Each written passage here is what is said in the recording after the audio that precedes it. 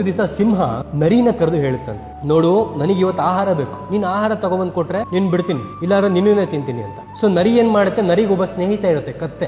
ಆ ಕತ್ತೆ ಹತ್ರ ಹೋಗಿ ಹೇಳುತ್ತೆ, ಸಿಂಹ ನಿನ್ನ ರಾಜ ಮಾಡ್ತಾನಂತೆ ಕಾಡಿಂದು, ಬಾ ಅಂತ. ತಕ್ಷಣ ಕತ್ತೆ ಓಡೋಡ್ ಬರುತ್ತೆ, ಸಿಂಹ ಕತ್ತೆ ಮೇಲೆ ಅಟ್ಯಾಕ್ ಮಾಡುತ್ತೆ. ತಲೆ ಮೇಲೆ ಕತ್ತೆಗೆ ಒಂದಷ್ಟು ಕೂದಲಿರುತ್ತೆ, ಆ ಕೂದಲು ಕಿತ್ಕೊಂಡ್ ಬಂದ್ಬಿಡುತ್ತೆ. ತಕ್ಷಣ ಓಡ್ಕೊಂಡು ಹೇಗೋ ಬಂದ್ಬಿಡುತ್ತೆ ತಪ್ಪಿಸ್ಕೊಂಡು. ಓಡ್ ಬಂದ್ ನರಿ ಹತ್ರ ಹೇಳ್ತಂತೆ, ನೀನು ಮೋಸ ಮಾಡಿದೆ, ಸಿಂಹ ನನ್ನ ಮೇಲೆ ಅಟ್ಯಾಕ್ ಮಾಡ್ತು ಅಂತ. ಅವಾಗ ನರಿ ಹೇಳ್ತಂತೆ, ನೀನ್ ತಪ್ಪು ತಿಳ್ಕೊಂಡಿದ್ಯಾ, ಅವನಿಲ್ಲಿ ಗಾಯ ಮಾಡಿ ನೀನ್ ಕೂದಲು ಕಿತ್ತಿರೋದು ನಾಳೆ ಕಿರೀಟ ಇಟ್ಟಾಗ ಕಿರೀಟ ಜಾರಬಾರ್ದು, ಸರಿಯಾಗಿ ಕುತ್ಕೋಬೇಕು ಅಂತ. ಮತ್ತೆ ಕರ್ಕೊಂಡು ಹೋಗುತ್ತೆ ಕತ್ತೆನ ನರಿ. ಎರಡನೇ ಸಲ ಅಟ್ಯಾಕ್ ಮಾಡಿದಾಗ ಕತ್ತೆ ಬಾಲ ಕಟ್ ಆಗ್ಬಿಡುತ್ತೆ, ತಪ್ಪಿಸ್ಕೊ ಬರುತ್ತೆ ಹೇಗೋದು. ಮತ್ತೆ ಬಂದು ನರಿ ಹತ್ರ ಹೇಳುತ್ತಂತೆ, ನೀನ್ ನಂಗೆ ಮತ್ತೆ ಮೋಸ ಮಾಡಿದೆ, ಅವ್ನ ಬಾಲ ಕಟ್ ಮಾಡ್ಬಿಟ್ಟ, ನಾನು ಉಳಿದಿದ್ದೆ ಹೆಚ್ಚು ಅಂತ.